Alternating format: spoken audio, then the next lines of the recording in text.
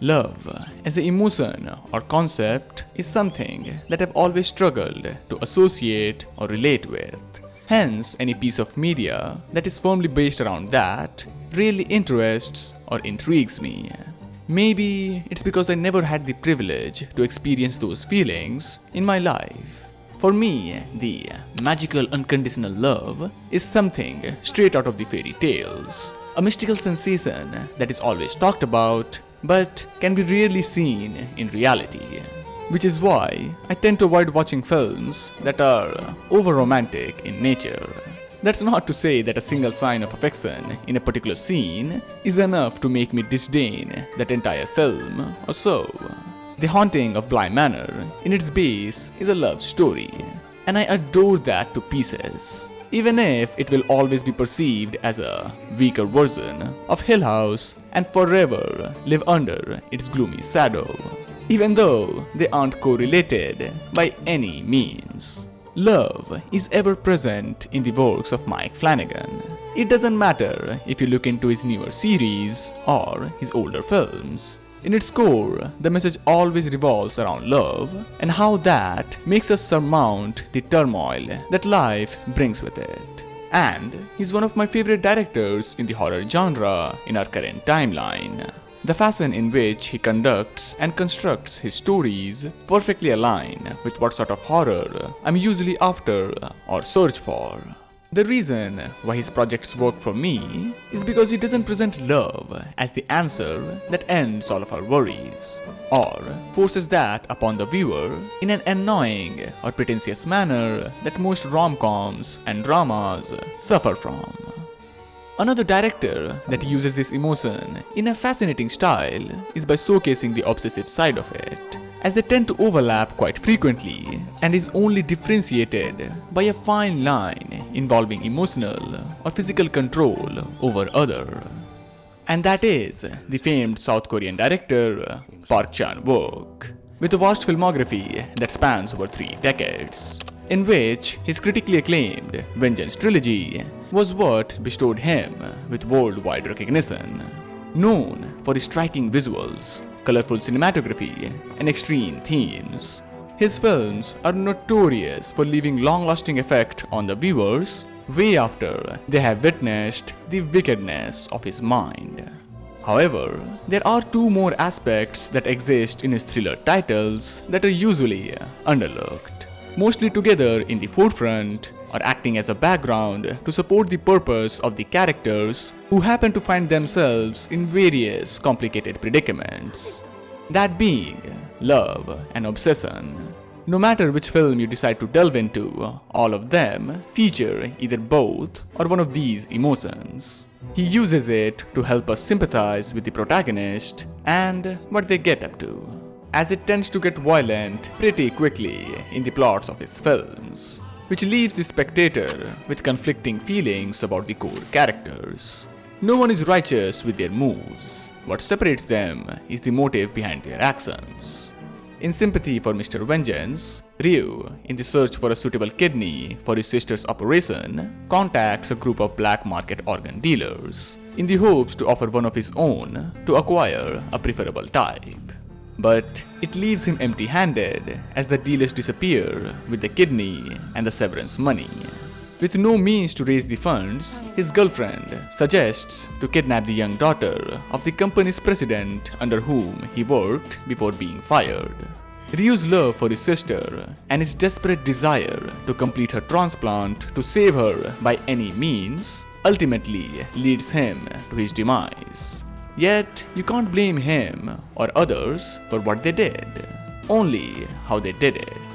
In the succeeding title, Old Boy, Odaisu, inadvertently ruining the life and reputation of Lee Ujin and causing the death of his sister, makes Lee obsess about Odaisu's living situation and how he can enact his revenge. From kidnapping and keeping him captive no matter how many times he tries to end his life, to controlling his every move after freeing him to such an extent that everything feels staged and fabricated, only to leave him in a similar scenario to his own, knowing all too well that what he did in his childhood wasn't moral. Love and vengeance blinds Lee from the truth, while the same emotion acts as the downfall of Odaisu, finding his missing daughter and killing Lee for imprisoning him. The trilogy ends with Lady Vengeance, where we follow the exhilarating journey of Lee Hyunja, now released from prison after being falsely accused of kidnapping and murdering a schoolboy, while the actual perpetrator, Mr. Pike, who exploited and abused her when she was in need, is still a teacher in a preschool. The pain that comes from a mother's grief can be seen in her eyes, that is burning in fury for revenge, fueled by the love for her daughter who was forced to grow up on her own. And that ends up taking more than she could have ever imagined. 13 years of preparing and obsessing about vengeance doesn't pay off in a satisfying nature. However, such is the reality in Park Chan-wook's films, which he continues with Thirst, a genre-defying horror film about vampires, focusing on two individuals and their needs: a Catholic priest, Sang-hyun, and his childhood friend's wife, Tae-ju. Their emotions are far more raw in complexion than the previous examples. Sang-hyun feels attracted towards Tae-ju, and she is drawn to his newfound physicality and what he can offer to her. Freedom from her dreary life, where she is controlled by her overprotective mother-in-law. In here, love is primarily misused to deceive in order to attain one's deep desires, where the innocence is killed and used to kill more. It's a cautionary tale about how emotional manipulation can quickly clench its ugly claws in a relationship. And this brings me to one of the best works by Park Chan-wook in a long time, The Handmaiden, another story about love and obsession, manipulation and revenge. It has got everything that the director is known for. Count Fujiwara and Uncle Kozuki are equally obsessed with wealth, with the latter having an acute taste for sadistic erotic perks. Their materialistic and hedonistic cravings is what turns out to be lethal for both parties. Whereas the unexpected love between Lady Hideko and Suki is what keeps them alive and helps the former to escape from her uncle's regimen of physical and psychological abuse, to be finally freed from any form of manipulation or control. As I said earlier, violence is a commonplace in this surreal universe that Park Chan-wook creates. It is mainly presented as the only means to act out one's deeds, typically being revenge for what they or their beloveds had to endure in the past. However, he is far from his old boy days, as those elements are substituted for grander settings, absorbing set design, and cunning camera work. That's not to say his past projects lack these, but there has certainly been an increased focus for the aforementioned details, and that can be clearly seen in The Handmaiden, a period piece that is visually reminiscent of the Victorian times and shares tropes from noir and gothic crime thrillers, which leads to one of the most artistic and aesthetically pleasing films in his entire filmography, and a really tough title to follow up with. Yet, with his most recent film, Decision to Leave, he manages to reach a similar level of creative integrity and crafts another narrative about love and obsession that feels fresh. Much like his best creations, the opening scenes and sequences that follows are meant to deceive, and commences from a point where major set pieces of the plot have already begun. There is a sense of suddenness to its introduction, where we are dropped in between of a questioning for an ongoing investigation, led by Detective Sang Hae-jun and his partner Soo-won. It is established and presented as a crime drama full of mystery, which isn't entirely true. Yes, those facets are present in here. However, they aren't the focal point of the narrative, or are mostly set aside, as the initial case that the detectives were working on hardly develops to its conclusion, While they were focusing on their previous task, they are assigned to an incident that originally gets classified as a suicide, where a retired immigration worker, Kidasu, was found dead at the base of a mountain that he regularly climbed. Things take a sharp turn when they arrange an interview with his instantly noticeable younger wife, Sore, an immigrant from China with basic Korean lingual skills, working as a caretaker for seniors who are in need, and quickly becomes the key suspect with her inadequate visual or external indications of grief, signs of bruises in her body, and possessing a tattoo that her husband had in all of his belongings, all of it implicating that she might have been in an abusive relationship, where the only way out was murdering her husband and reproducing the scene as a suicide, as every other avenue was technically infeasible for her, seeing that her husband was in a somewhat powerful government position and her being an immigrant. Everyone in the department is leaning towards this theory, especially Suwon. However, ever since Haejun laid his eyes on Sore, he gets completely enthralled by her. Love or obsession at first sight. Generally, Park Chan-wook goes to ambitious lengths to display these emotions, but in here, the beauty comes from the subtle changes in favor towards her is what stands apart. The bias is discernible in an instance, from caring about her and seeing that she is being treated respectfully, to going out of his way to pamper her. Still, his words and efforts are beaten by subdued mannerisms that is perfectly captured in these scenes that are a masterclass in visual storytelling. 사진.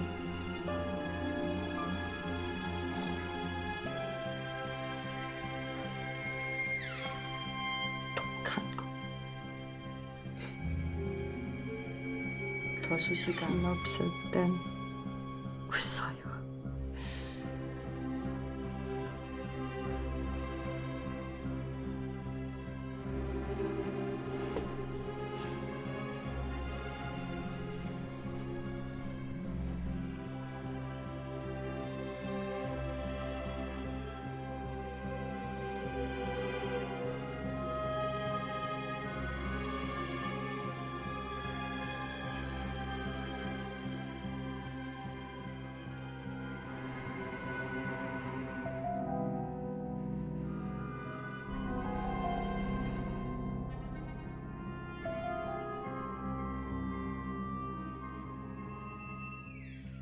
Haejun is an afflicted character, often going on midnight drives due to his insomnia, which he proclaims is caused by all of his past cases, some that are still unresolved and, to a certain degree, continue to haunt him. An unstated reasoning can be to minimize his already limited time in his home along with his wife, An Jung-an, who doesn't get a lot of screen time. But every instance he is, her demeanor doesn't come off as them being a loving couple. For example, in this encounter between them, she mentions her nosy neighbor, indirectly talking about their marriage, where she rebuttals by saying this. 괜찮냐고. 그래서 뭘 했어? 섹슬리스 부부 중에 55%는 이혼한다는데 괜찮냐고. Moments later, after they have made love, the subject she chooses to converse is interesting to say the least. 마셔. 섹스가 고혈압이나 심장병에 좋다고들 하잖아. 최근 연구 보니까 인지능력 향상에도 그렇게 좋다네. 오호, 놀랍군.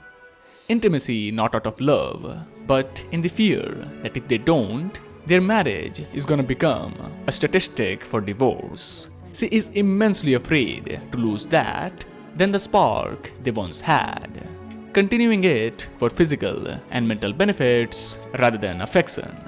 Her lifestyle is too methodical even in areas where it's not supposed to be, which makes her behavior very sterile in nature, and their interactions can be perfectly summarized by Haejun's vague response. 길곡동 사건? 아니, 젊은 중국인 여자가 산에서 죽은 사건. 늙은 남편이 불쌍하더라고. being the polar opposite to the exchanges he has with Sore, his gaze towards her, the nervousness in his speech that is filled with a touch of excitement that is akin to young or early love that he has since forgotten. The manner in which she leads her life and presents herself ignites an interest in the detective mind of his, and in a way mystifies him. From her eccentric eating habits to falling asleep in an uneasy condition and position, he gets completely obsessed with her then and there. However, it goes both ways. Their affection or interest is revealed from early on and only gets stronger as the investigation carries on.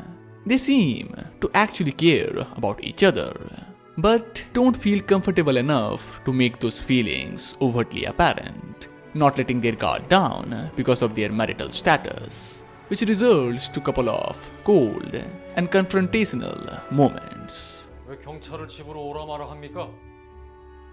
어차피 자주 오시지 않습니까? 어머니, 기도수 씨는 사람 얼굴을 쏘아보면서 여권에 도장 찍어주는 일을 20년 넘게 했죠. 무표정하게. 친구도 하나 없었고. 왜 그런 남자를 我 만나? 3伏天被关了船，你晚上都盯着谁家看？你太太知道吗？ 당신이 밤에 누구의 집을 들여다보는지 당신의 아내는 아나요? Still, he tries to impress her in any given situation and always hopes to leave a good impression of him. And her presence alone makes him heal. His inability to sleep almost disappears, leaving him with a better mood. 인사를 하고 그러세요. 사람 당황스럽게 시리. 모처럼 잘 자서 그래? 잘 자서.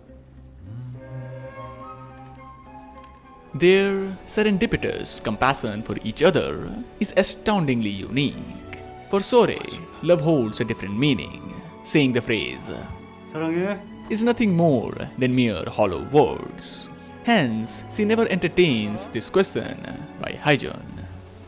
왜 소래 씨는 내가 왜 소래 씨 좋아하는지 안 물어요. 알면 자꾸 그 생각만 할까 봐. Which mirrors her own marriage, and in a way makes her husband and his wife equally superficial. In her eyes, love can't be expressed by that line. Actions speak louder and often takes place of those words. Haijun's willingness to lose his most treasured aspect about his career for the sake of her being free is what defines his love for Sore. And when she does everything by her means to save him when the circumstances demanded for it, is how she proposes her love towards him. This type of connection doesn't die even in moments where it seems like it has ended. Well, at least in both parties. It doesn't cease to exist when there is no means for it to prosper. 게다가 결혼도 했는데? 한국에서는 좋아하는 사람이 결혼했다고 좋아하기를 중단합니까? And this is exactly what is visually illustrated in this film for us to feast upon. A tale about deep, unresolved love and understanding for each other that doesn't see its fruition. And all we get is the aftermath that is devastating to witness. A person drowning in depression whilst trying their best to forget the other and failing miserably at doing that, ending up as another. 이퍼에 갔나 봐요.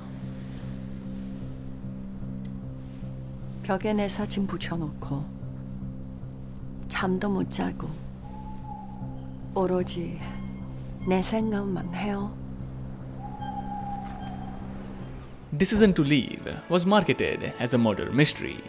Although that isn't the strongest facet of this film, it solely acts as the base to narrate the events of two individuals. Their life and fondness in its purest form is at focus, not the crimes that they happen to find themselves in.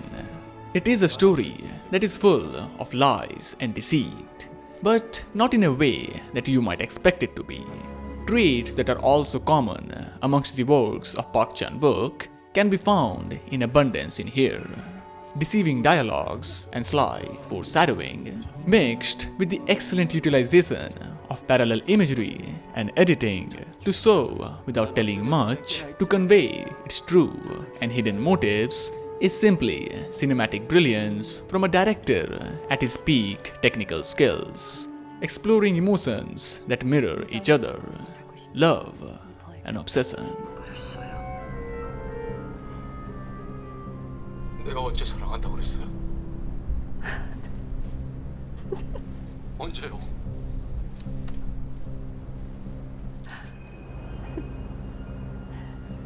你说爱我的瞬间，你的爱就结束了。你的爱结束的瞬间，我的爱就开始了。